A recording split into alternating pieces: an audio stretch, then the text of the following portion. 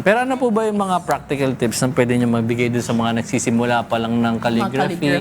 Ano po ba yung mga, sa inyo, sa experience nyo, ano yung ginawa nyo para, yun nga, ma-improve natin itong skill natin? Siguro way back kasi before,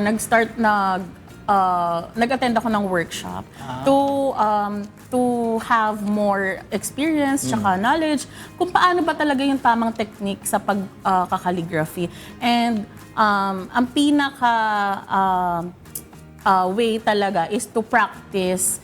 Kung after neto, sa ating mga kasambahay, pwede kang kumuha ng isang paper, and then ng ballpen, and then i-practice mo lang, punuin mo lang. Mag-start ka sa downstroke, sa upstroke, and then mag-start ka sa mga alphabets. Para ka lang bata na nagtatry ulit magsulat ng alphabet. Uy, ang ganda nung gawa niyo po, Miss Kate. Ayan. At yung mga works ni Miss Kate, grabe. So, sobrang tagal na, ang ganda-ganda. Kaya kailangan mag-practice kami ni Joshua araw-araw. Yes, hindi kailangan agad na perfect. Okay.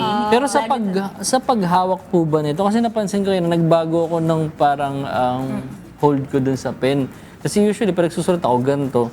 Pero nung nag-try ako ng ibang way ng paghawak, nahihirap. parang mas madali siya ngayon. Ganun po ba? Actually, it depends on you kung kung ano yung control mo. Nasa control kasi. Pero ideally, kailangan nakaganyan siya. Nakaslant? Nakaslant siya. Para kang naghahawak ng chopsticks. Okay. Ideally. Pero ako, mas ideally ganun po Pero ako, ang hawak ko, yung kung paano ako maghawak ng ballpen. So kung saan ka comfortable.